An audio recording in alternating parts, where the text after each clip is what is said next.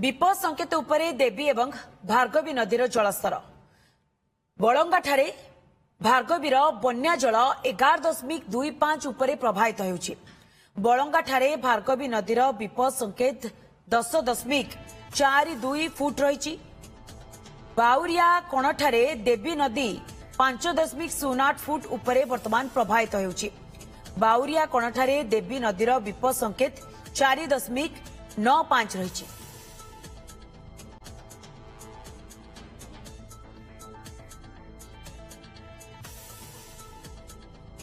तेज संपर्क में अधिक सूचना आम सहित फोनलाइन जोड़ी आम प्रतिनिधि संजय पति। संजय, जेहेतु महानदी वर्तमान फुलिबारे लागिछि, आशंका करा जाउछि हुए तो आउ किछि समय मध्यरे बन्या भली परिस्थिति सृष्टि होई पारे। संजय, स्थिति कौन ग्राउंड रे? देखो मुंडुली ठारे प्रभावित होउଥିବା बन्या जलर प्रायः 60% बन्या जल समुद्र को निष्कासित होता है देवी नदी रे। जेहेतु देवी नदी रे गतकाली आम देखुले विपद संकेत तले थिला देवी नदी काली संध्या सुधा एबे देवी नदी जो जलस्तर रही विपद संकेत 4.95 थिला बेले वर्तमान सुधा जहाँ सकाल 7टा सुधा वर्तमान 5.008 प्रभावित होउछि। जेहेतु विपद संकेत ऊपर देवी नदी वर्तमान प्रभावित होउछि। विशेषकर देवी नदी अववाहिकार थिबा अस्तरंग कहतु काकटपुर कथा कहतु विभिन्न पंचायत लोक मैंने निश्चित भाव प्रभावित अवस्था अच्छा। कारण अतीत जो बाउरिया कण जो संवेदनशील जो नदीबंध रही अतीत घाई सृष्टि होवार संभावना थिला।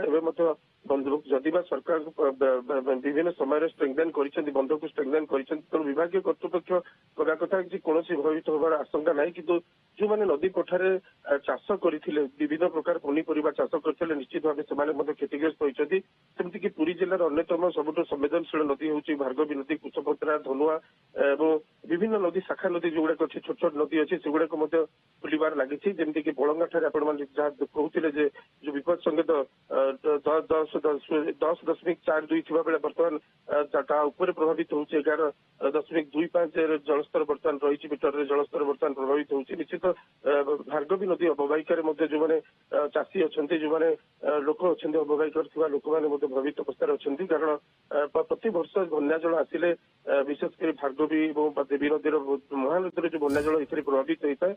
जदि कुशपत्रार बन्या जल जिते विपद संकेत ऊपर को जाइनि कारण भार्गवी नदीर उद्गत जल जो कुशपत्रार प्रवेश करने गोटे बन्या परिस्थिति सृष्टि होता है। किंतु सबुठ बड़ कथा हूँ निमापड़ार दुख धनुआ नदी जो धनुआ नदी में बन्या जल बर्तमान बढ़िबार लगी। धनुआ बन्या जेहेतु धनुआ नदीर दुई पार्श्व बंध ना से धनुआ अववाहिकार प्रायतः निमापड़ा कथा कहतु गोप कथा कहतु प्रायतः 20 रु ऊर्ध्व पंचायत लोक से प्रभावित होवार आशंका रही। कारण धनुआ नदी में बर्तमान वर्षा जल धनुआ नदी पूरा फुलिकी रही है। बन्या जल पड़ा पर धनुआ अववाहिकार बन्या परिस्थिति सृष्टि होवार संभावना रही।